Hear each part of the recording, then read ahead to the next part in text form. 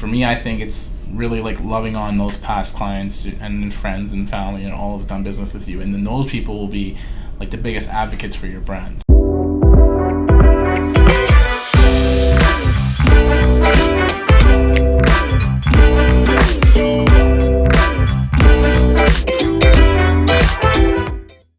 Hey everyone, welcome to the show. This is the first episode of the Eric Cheng podcast. We're going to figure out a name for it, but I thought I'd have my good friend John from Müve Team in here. Awesome. Müve Team is an award-winning real estate agency here in town. Yeah. Try our best. Try your sure. best. And we wanted to share John's story. So tell me about yourself, the whole background. The whole background? Whole background. Okay, so like before real estate, so now I'm in real estate, obviously. Yeah. I got a team of about 10. There's 10 of us. Yeah. When you look at like from new home sales associates, Give and me then the background. Give me high school, after high school. High school. Let's after rewind high a little school, more. okay. Yeah. Okay, so high school went to Lizert. Lizert, the north side. North Sider. Yeah, north sider for sure. Didn't really go too much. Did more of the sports than I did the classes, but ended up working out anyways. Yeah. What sports? And rugby, big into rugby, and then like football kind of growing up, and then transitioned more into rugby, and then kind of been playing rugby ever since. Still play? Yeah, still play. Nice. After high school? After high school, did a little bit of upgrading, got some more classes, and trying to figure out exactly what I wanted to do. And then I went into NAIT, did construction engineering tech. That's where I met a lot of good friends that I'm still friends with, and my partner Nick. So we at on the Müve team. Right. We met there. Didn't like each other at all in the first month, but like I couldn't see before I got LASIK. I couldn't see. I always had to sit in the front, and he always sit in the back. A cool guy sitting in the back, and he would always crack jokes like under his breath. Right. And then when I hear the jokes, I'd be the only one laughing because everyone else just like all like focused, serious, studying and serious, and him and I just kind of like kind of easygoing, and he would crack a joke and I would just laugh. And he'd notice me laugh, and then a couple of times it's like the one time where we actually started to be friends after. It was kind of like, I don't know if you've seen like Step Brothers. I don't know if you've seen that movie. Yeah, I think so. That scene where like Will Ferrell? Will Ferrell, and then the other guy he's always in movies with. And they did like they were in the plot of the movie. They hated each other, and then something happened, and like, did we just become best friends? So what happened? He made a joke, and I looked back, and I started dying laughing, and then he started dying laughing after the class. Like an hour later, came out of the class, dying laughing again. After that, it was just buddies, hang out, right? Just buddies since then. Yeah. Then we studied, got through NAIT together. He went into like industrial side, and I started doing construction. So then, doing renovations with my dad, and he's taught me how to like a lot about business sense and stuff like that, and as well as like saving money, doing renovations, and always ways. It's all about kind of how much you save. So he taught me that, and then my cousin, one of my other mentors, he brought me into his company, started building houses, and I built a lot of houses for him. Which one was that? That was my cousin Nick at Western Living Homes. Right. So he brought me into his company, taught me how to build houses, and the construction engineering, the CET program was all geared towards like construction management, project management, superintending. So like I had the technical understanding and background, but obviously not the practical where you actually can see the house going together. You're in it working with the trades and scheduling them and babysitting, and then you're working with clients and giving them their home, and kind of where I transitioned into the real estate portion for me. Right. What's your end goal to get into home building? It kind of like geared towards like my family. So like when you look at like my broader scope of my family, there's a side of them that are in home building, and then a lot more in like we're in the industry, like nightclub industry and stuff like that. Right. Müve team came from about 3 months of whiteboard. Yeah. Just scratching names off, erasing them, but like Nick and I didn't want to make it like John Rota, Nick Jankovic team, just because it's. I don't know. I don't believe like it empowers your agents on your team enough. I think if you kind of give them that sense of like freedom where they can kind of brand themselves and they don't have to be like, oh, I'm so and so on John's team and stuff like that. I think that resonates with them a little bit more with people. And you're building a brand. And you're building, that's what I really love about Müve team. You're building a brand. Yeah, and especially like I don't think it's a sellable asset either, right? Like anything you have or build, it could be a sellable asset. But it's like if it's my name, I kind of almost have to be on it. Tied into it all. Yeah, even if I wanted to sell the entire business, it's still like I'm selling my name off, right? Yeah. So how could I be a realtor after if I've sold this business, how would I still be a realtor? It could be competing against my own name, right? So yeah, it's kind of and I had differing opinions with mentors on that one too, because I had already built a bit of a name for myself, but it was basically like restarting, right? But it wasn't as hard as I thought when I got that pushback, and I'm like, okay, well, I'll still do it, I'll take the risk, but it wasn't as hard as I thought to restart. Actually, I love one of the earlier things, and I didn't know you at the time, but I knew your dad, right? Big billboard on Calgary Trail. Yeah, it's huge billboard. Credit super to him, that was his idea. How'd that work out for you? I know this is a little bit sidetracked from that, but that's how I noticed you, right? Like, I think I got a lot of eyeballs from it, definitely. And like the good thing about it is I also heard you got a lot of random texts too. Yeah, no, I didn't get any actual real estate leads from it, but definitely met some people through the board. Some friendships were made, and then but yeah, no, like it worked out well because my name is like short and sweet. Yeah, it's 4 letters and 4 letters, so I got to just span that across 48 feet of billboard. Right. And I had that up for about 18 months, and then that was help with my dad. Obviously, he set that up. It was his connect and all that. Right off the bat, you had that up there, so that's good. Well, that was like 2 years in. Oh, really? Yeah, that was 2 years in. Right. Yeah. I want to dive into like becoming an agent. It's super exciting. A lot of people want to do this, right? I hear it all the time. I hear young agents call us all the time, right? To like, I just started, or I want to do this. What are your like top 3 pieces of advice for someone getting started in the industry, especially in the market that we're in right now? Join a team. If you're gonna do it, join a team. Right. Definitely. Like I said, if I would have joined a team, especially that team when I first got started, they had old school ways of doing things, and old is not broken, right? Just because there's all the new marketing and everything, I would have learned a lot quicker, like what the way they do things, and I probably still would be doing them. But definitely join a team, because there's a lot of costs you're going to incur. There's a lot you don't know. Everyone thinks they know, and like some agents make this look easy, but it's like it's not as easy as it looks. Behind the scenes, it's never as easy as it looks. Yeah. No. And if another piece of advice is be okay with rejection, right? You gotta have a good mindset as far as like rejection. How does one become okay with rejection? I think it's just practice, right. Just getting rejected. Yeah. Right, and then just picking yourself up. Like I have a mindset where it's like every one person who doesn't want to work with me, there's 3 that do. Right. And if I would have worked with that one person who would give me a lot of pushback, it would have been a big headache. I would have spent the same amount of time on that one person I would have on the other 3 who would be open and willing to work with me, and they're receptive to what I'm saying, and they're actually understanding and taking advice from me and all that. So yeah, I'd say definitely a good mindset about rejection and grinding and understanding that. And then what's another key thing for a new agent getting started in the industry? I'd say like come in with a bit of a float, a bit of money, come in with a bit of float, and don't blow it on a bunch of unnecessary stuff. Right. So like that's where a new agent always comes into the industry and they're like, I need a good website. That's like one of the first things they say. I need stuff like this, I need stuff like that. You don't need any of that. What do you need then?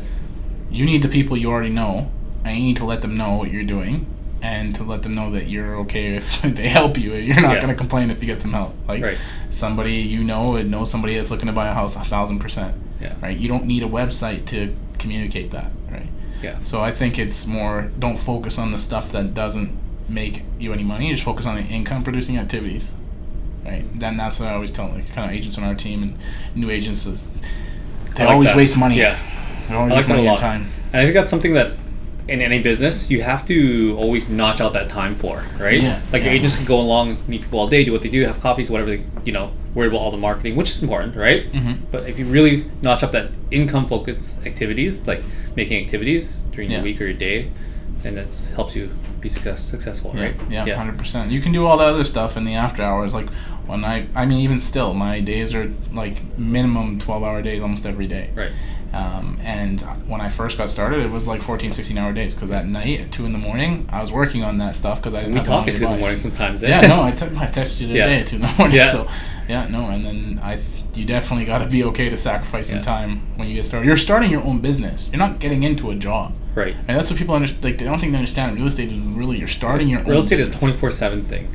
Yeah. You can, once you get good enough or you're there around enough, long enough, you have a good repeat and referral client base, maybe you can turn off your phone at some point. You never turn off your phone. Well, I see agents that do it and they're still very successful, but maybe when you get to that point, they put in 10, 15 years to earn that right? And they have a good track record. But when you first get started, you're in a business startup. 2 to 3 years until you see any like solid returns where you're done kind of with major expenses and you're just maintaining a business. Right. So that's the thing they don't understand, that it's actually your own business. It's not a job. Right. Move team. About 10 people on your team now, is that right? Yeah, about 10, yeah. 10? Yeah. How do you find that right? You know, I'm in the same boat too. How do you find the right players in your team? Because I think that's what's important for success, right? Yeah, it's super hard to find good people to be on your team. And it's not just about, like, for me, it's not just about recruiting any warm body. I've tried the real estate coach thing, and not all of them resonate with me, and some of them are just like, bring in 50 people this year and you'll keep 4, you'll keep 5, and it's like basically burn through them, right? That's a lot of legwork that you don't need, right? Like, yeah, and I don't training want it's hard to keep a culture, right? For me, when looking for people to come on the team or even work like next to the team, like you guys do, right? You guys have a good culture. I think is very similar to ours. So I'm okay working with, like, I want to work with a company like yours because you have a similar culture to ours, right? So for me, it's all about culture fits on our team.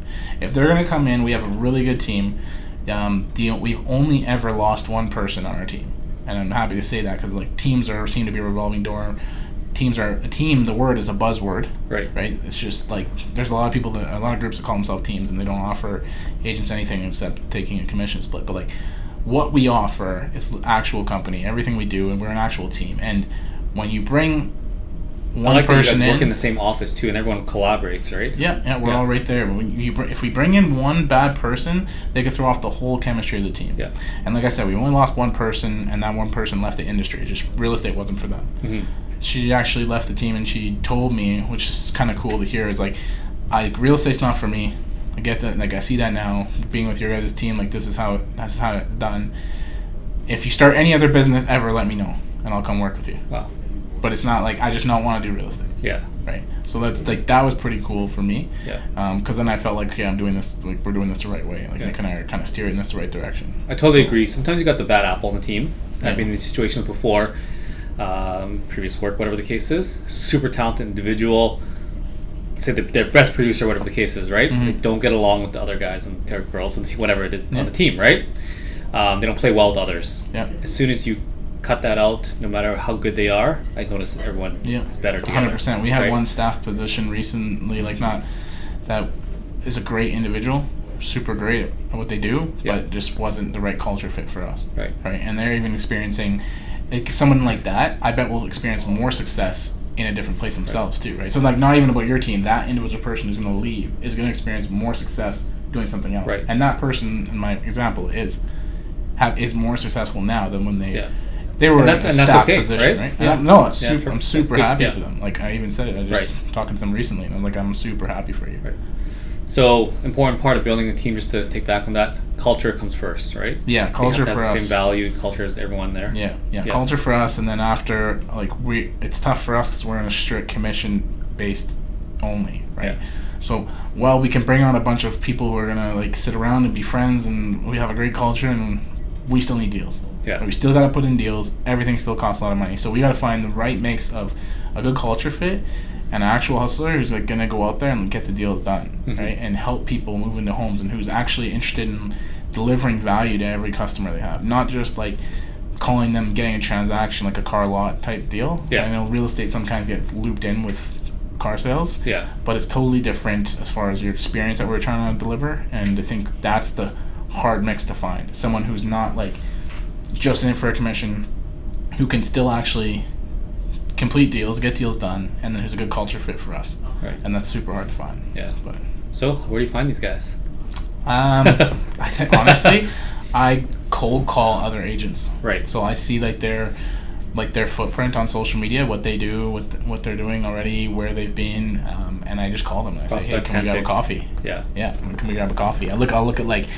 You can look up how long any agent's been in real estate online. Yeah. I'll look up how long they've been an agent, and all those type of factors kind of go into it. Yeah. So this goes back to, again, building the brand, Move Team. When you reach out to them, they've heard of Move Team because it's a brand.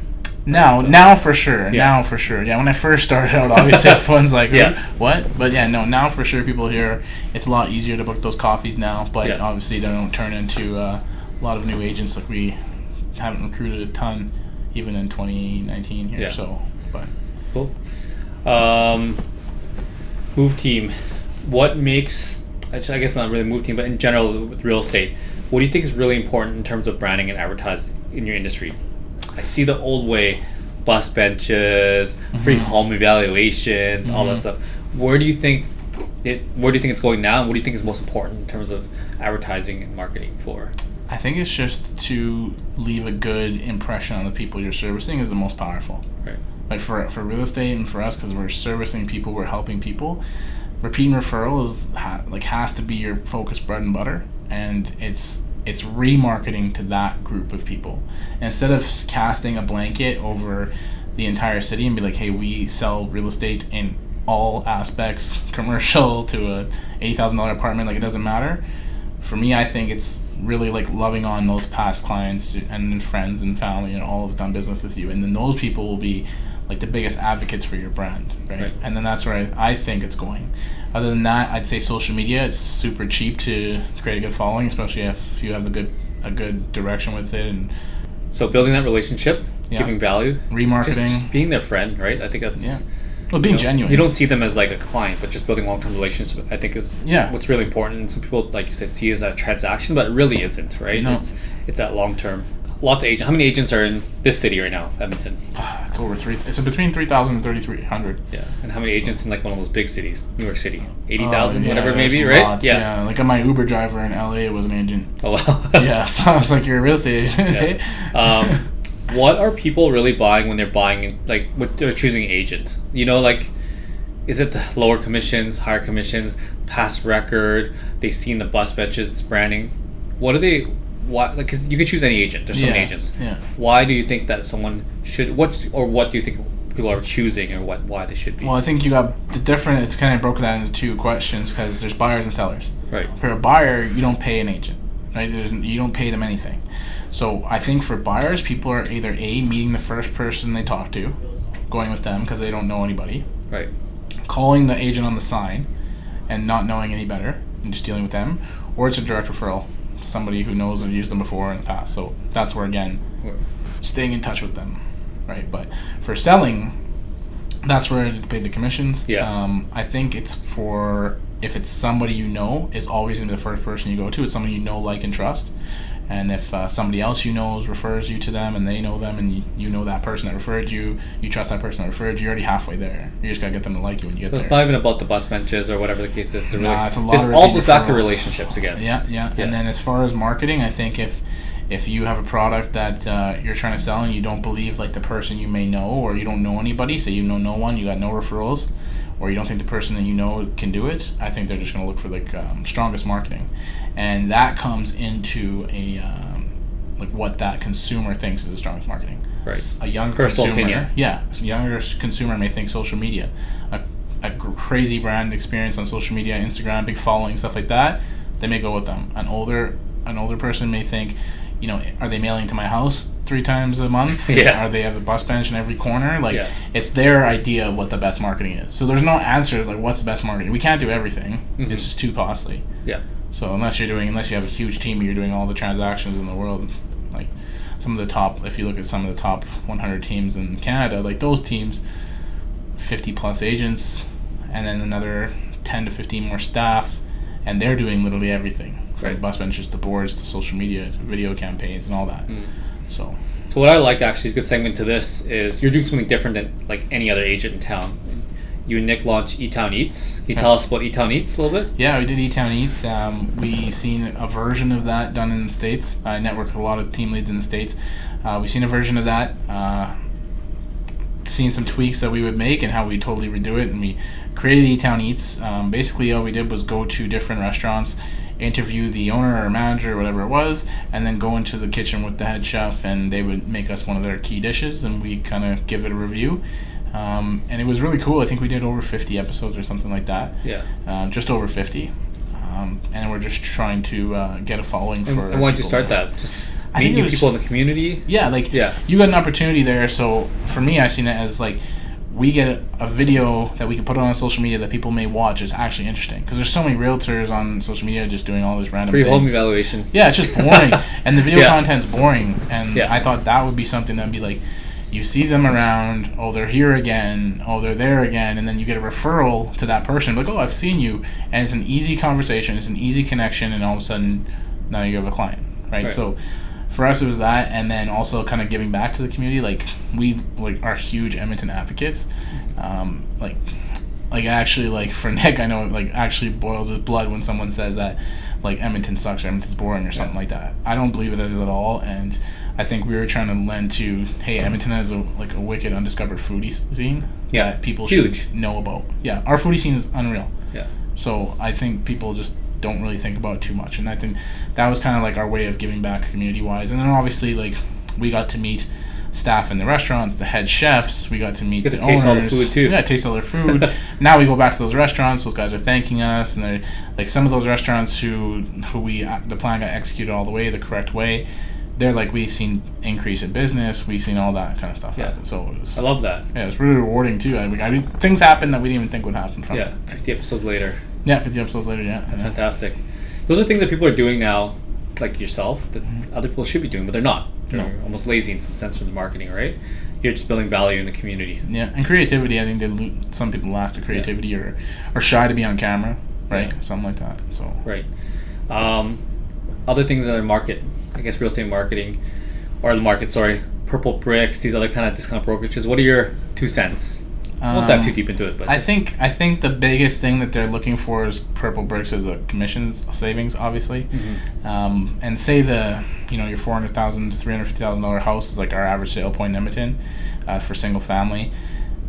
They're saving roughly $6,000 to $8,000, around that $7,000 mark, and they're not getting a full service. They're not getting the marketing spread to all the buyers out there. So if you list your house for $400,000 and you have to end up negotiating a deal there for say $380,000 in this market, well, you save $6,000 on the commission and you feel like you won.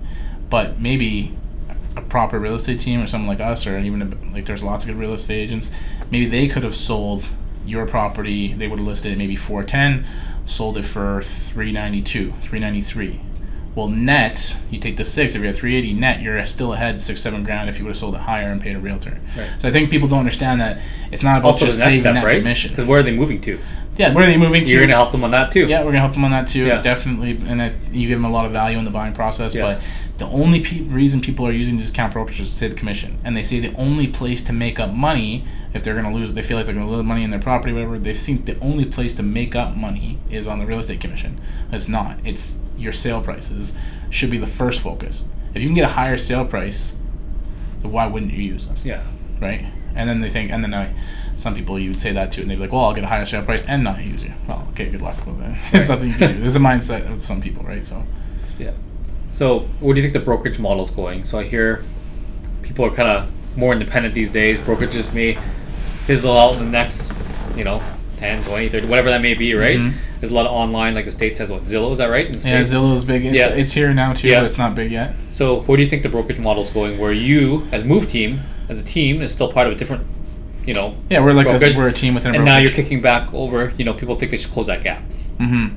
I think the brokerage model is going to go more virtual. So there's a couple different brokerage types that are out there that are virtual. There's no like brick and mortar offices, spaces, or anything like that. Mm-hmm. And I think they're going to go into boutique. So I think like small, like a move team, for example, would be a brokerage instead of in a brokerage, right? So I think you're going to see a lot of boutique brokerages because there's no advertising, like not a lot of advertising constraints. You can offer any kind of incentives and stuff like that you want. So I think you'll see that kind of flexibility come in, and then the ease of being like virtual, right? So is that something you might build yourself, or I don't know. We don't know where we're going with that part of it. Yeah. But I think if you look at some of the moves that are being made in the States, they're like 5 to 10 years ahead of us over like the last while and everything. But with tech and the way that everything's going, that 5 to 10 years is getting shorter. So they're maybe ahead of us, maybe only a couple years now. And if you look at like a deal that Realology, it's called, made in the States. They're a company that owns a bunch of big brokerages: Coldwell Banker, Century 21, Sotheby's. All big guys. Yeah, all a couple big brokerages. They are a blanket company in the States that own all those ones in the States. Right. They just made a deal with Amazon, who's the most visited website in the world, to generate real estate leads and distribute it to their agents. And for a portion of the commissions of the sale of that home. And then what Amazon does for the consumer is give them smart home packages. So based on whatever sale price, there's 3 categories. However high it goes, you get an X amount dollar value for a smart home package. So like Alexa based. Through Amazon. So not to mention they get you for everything else you need for the home.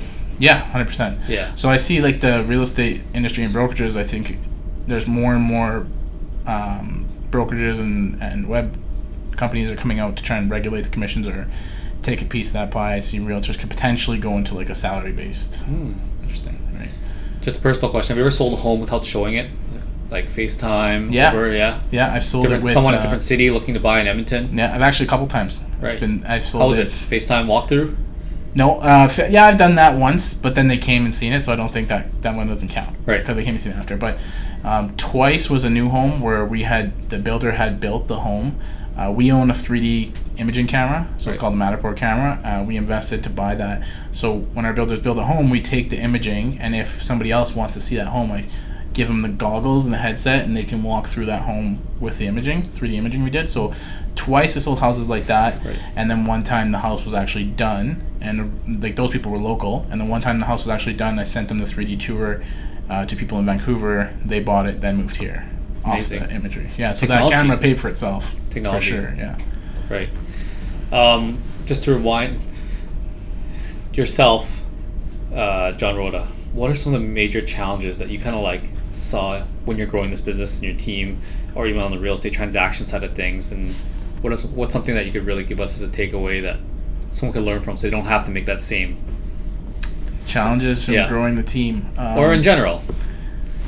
In real estate challenge, like I said it before, but I think not joining a team and not getting that's the biggest thing. Yeah, like I could have been a couple years ahead of where I am now. Wow. And people look at me and like, because I'm still younger, just turned 27. People are like, oh yeah, like you've done so much in a short amount of time and all that. I'm like, I was like, yeah, thank you and appreciate it, but I could have been ahead. Right. I could have been ahead. Having more mentors, having help.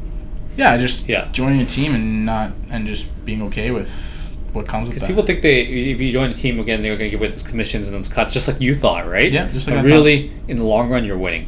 Yeah. If you join the right team. Yeah, and there's a new agent that's doing really well in the industry right now in Edmonton, and I am trying to recruit them onto our team. And the biggest objection they have is that the commission, and I can't. And like, if that's all that someone sees, you can't teach them not to see it.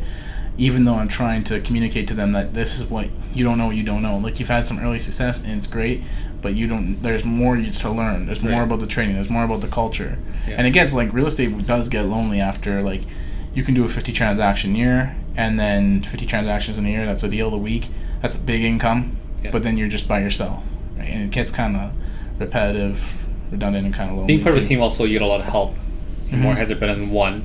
Move forward together. Yeah. It's always good. You can bounce things off other people's ideas and stuff like that too. You get motivation. You see somebody else grinding, you're like, well, I better pick it up. Yeah. Right. The state of the market right now in town. Good, bad. What's happening? We're going to the fall now. What do you think? Like I don't think seasonality is a huge. I think like obviously people sell more in the spring and the summer because that's like the general consensus, but still lots of homes move in fall, winter. So like don't necessarily be weird. Like don't list your house because of that. Yeah. For buyers looking in the fall and the winter, definitely make sure that you're trying to find photos or even Google Earth imaging of the property during the summer, because there's always things that could be hidden from you by the snow. There was a property last year that I found with a buyer that the whole backyard was an old house, like 40-year-old house, but the whole backyard was just dirt. Right. And it was all snow. It was all snowed over, but it was all dirt underneath, and that's a big expense to have to landscape that come next year. So what I did, because of the snow, I double checked. I looked at the listing of that house prior to. I seen that there was dirt. It was the public couldn't see this information. I seen that it was dirt. Asked the listing agent, "Is there grass there now?" Confirmed there wasn't. And then we still bought it, but we bought it with like $4,000 or $5,000 less because we were not going to put have to landscape that. Yeah, exactly. Right. So like stuff like that, just be wary about that time. And then as overall real estate market is it down? Is it up? This is going to be a question everyone has. Yeah, it's the same as it's been for the last year or two. Right. Like I said, I got started in a bad market, so for me it's the same. Yeah, we're still doing the same thing. But I think everyone's there's a lot of big pessimistic outlook on real estate right now. It's the market's gonna keep going down. Next year's gonna be even worse, right? And this is the worst it's ever been in Edmonton real estate. I've talked to agents who are 35 plus years, home builders the same, and they all say this is the hardest it's ever been to make a buck and to actually sell real estate. But there's still a lot of successful teams and people doing still success, for sure. And then you look at the federal government rolling out that first-time homebuyer program. I think that that first-time homebuyer program just for first-time homebuyers, the average first-time homebuyer moves within 3 to 5 years. That's like 80-some% of them. Right. I think that the government knows or has a hint that the market's going to go up because they're taking a 5% equity stake, not a cash dollar for dollar. It's a percent for percent. So if they're going to give you 5 to 10% of your equity up front, and then when you sell in 3 to 5 years, they're going to want to make money on that, right? They're not going to lose money. And then part of the thing is that you have to pay them out at least the exact dollar what they gave you. If it's above the dollar value, then it's whatever that percentage equals out to. So if that makes sense, if they gave you 16, they get 16 no matter what you sell it for.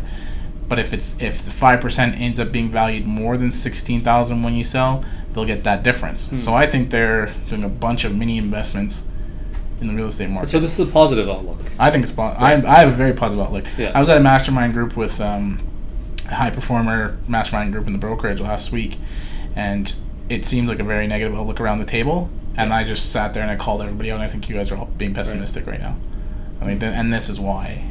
And then I was able to kind of at least make some heads think about it again. I don't know if I swayed anybody. I think a lot of it's media as well too, right?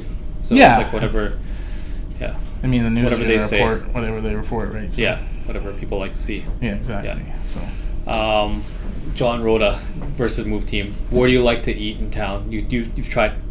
Well, I know Nick is involved in this. You tried a lot of places in town. Yeah. Favorite place? What are you thinking? It's tough for me because I like all different cuisines and big foodie. But if I give you like a top 3, maybe I'd say Panini's right now. I have friends over there, Tony and Rob. They own the restaurant. And they're always there. They're great guys. Yeah. You walk in and they say hi. Like, you don't really get that kind of that feel in a restaurant anymore. Like, owners are coming up to you saying hi, how's it going? And they're young guys. We need more of that, right? We do, yeah. You need a lot more of that. I think restaurants need that huge. Even if it's like a big company, like get the manager out going table to table saying, hey, what's up? Because that will keep people coming back. If their food was bad, which it's not, it's amazing to me, I would keep going because of the experience. So it's the same thing I'm saying with mine. Real estate relationships again. Yeah, it's the same thing I'm saying with mine. Yeah. They keep, even if I wasn't the highest selling realtor in the city, which I'm not. I don't sell the most amount of houses, and that's the fact. It doesn't matter. Maybe one day I'm still getting there, right? Yeah. But right now I'm not. But people love the experience that I'm giving them, and they keep coming back, right? That's because I'm delivering that value. So again, going back to that, but Panini's for sure. Like I said, shout out to Tony and Rob, they're great guys, and they're doing a great job over there. I like Kodaway. It's a Vietnamese spot on the north side. 127? Yeah, 127. Yeah, what do you like there? I like a Bumbaway. Right. So it's like a spicy noodle soup. I love that one. And then, again, that's a family-run business. You can see all of them in there. Yeah. And then I like Daddy-O's on White. You can see, again, the owners, are always coming up to, they're always working it. What's your favorite dish there? Probably the Philly cheesesteak po' boy and the mussels. I like the fries. I like the fries. Yeah, sweet potato fries. I've heard a lot of people say they love sweet potato fries. I think the mussels there are amazing. I feel like shellfish, super good. Yeah. Cool. What's next for John or Move Team? Anything exciting in the works you can tell us about? I think we're doing a lot for marketing. Obviously, you keep referencing Joanne. We're working a lot with her, and she's helping us leverage our marketing arm a little bit more. Yeah. So we're working on a couple different video projects right now. Starting next week, I think we're going to start releasing. I'm doing short 1 to 2 minute educational videos. They're kind of with real estate or for homeowners or both, realtors or both. We're also doing a weekly, starting in about a month or so, we'll be doing weekly neighborhood videos coming out, so featuring the top neighborhoods in Edmonton. Yeah. We're producing over 125 neighborhoods right now are in production. That's a lot of videos. It's a lot of videos, That's going to be over 2 years of content stretched over 1 week, so we're doing all that. And then for us, just kind of growing, just trying to find the right agents that kind of speak to what we're about. Right. And then just focusing on delivering a lot of value to to our customers there and clients. So I think that for the move team, that's kind of what's coming.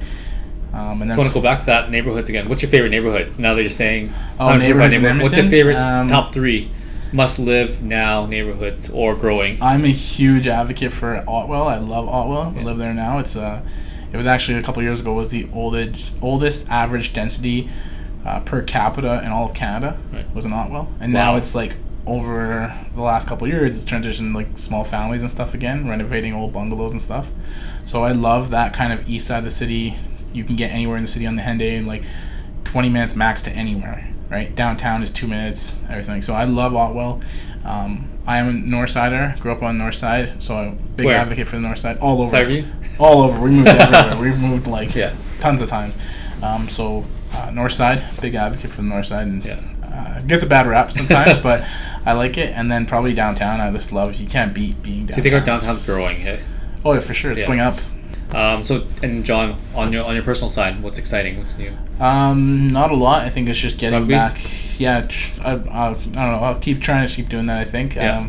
But just getting back into a little bit of what I was doing before real estate. So it's just being more fit and trying to maintain a healthy lifestyle and doing all that. And then I feel like I got a bit of an entrepreneurial itch. So I just don't want to be focused on just real estate all the time as far as like in a business. So I want to branch out to do something else eventually too. What and is then, that?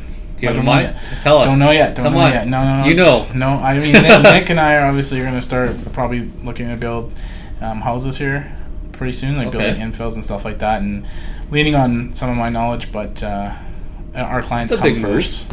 Yeah, no, it is, but our problem is getting into it is like our clients come first, and that's like with our builders too. Yeah. So, like, we could never compete with our own builder, right? So we'd have to do it with somewhere where they're not, or kind of giving them an opportunity first to take a crack at it if they want that lot or whatever. Like we're looking more at infill type product, but so I think that kind of stuff. But and I actually wanted to ask this earlier. Nick's a good buddy of yours. You guys went to school together, many years together. Yeah, you see each other every day. How is it partnering with this is gonna be a question a lot of people have. How is it partnering with like a friend, best friend kind of thing? Best friends. Do you find it's challenging? More than friends now, for sure. Do you recommend it, or obviously it's working well for you, but like I've heard so many different things, right? So what do you think? I would not, because of mine and Nick's experience. I don't know if people can do it. I know because of me and Nick and who we are, we can do it.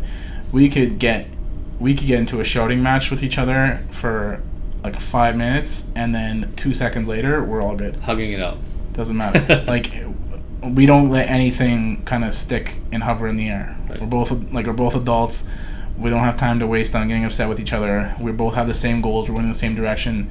He doesn't think the same way with me on some things. I don't think the same way with him on some things, and it balances out. So I don't know if people can find that, or if their best friends are like that. But like you said, I haven't heard like really good experiences with it. So I don't know if I can go out and just recommend people to do it. I don't want to be the reason they did it. I think it's something you try out and see how that works out, right? Yeah. No, for sure. But for me and Nick, obviously, it works.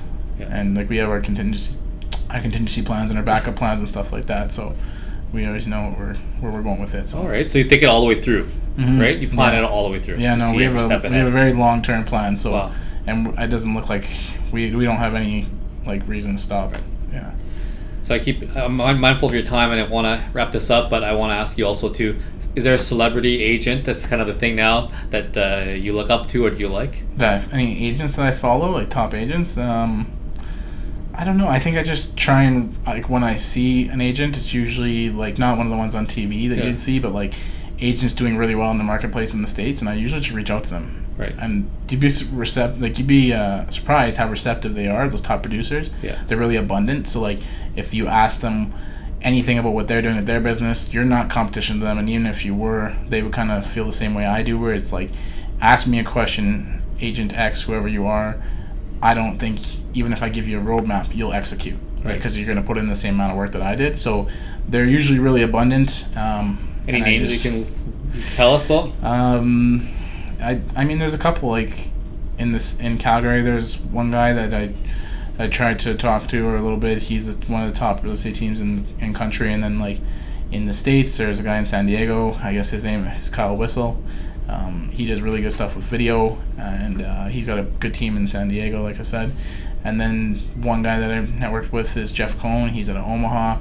I actually went to Omaha and to his office and spent a day there with them, so that was really cool. And you just set that up by just reaching out to them. Yeah, and reach out to them, and cool. And a lot of them would be like really receptive. And just the rest, I just really haven't reached out to, or just haven't. Or you just watch. Yeah, just kind of stay in the background. Something I think a lot of people, that happened to me too. I have different mentors around, North America, and I just reach out to them through Instagram or email, and the guys who are actually higher up actually send the elevator back down more. Yeah, that's what I noticed. They're way more abundant. If they're, not willing to help you, then it's just the wrong person, right? Mm-hmm. The guys who are high up there, I've emailed CEOs of companies and agencies, and it's like, hey, I have a question, can you help me? And they do. They email you back. Yeah. So don't be scared of that. Yeah. Yeah, for sure. Well, thanks so much for coming by. No, man. Thank you. Appreciate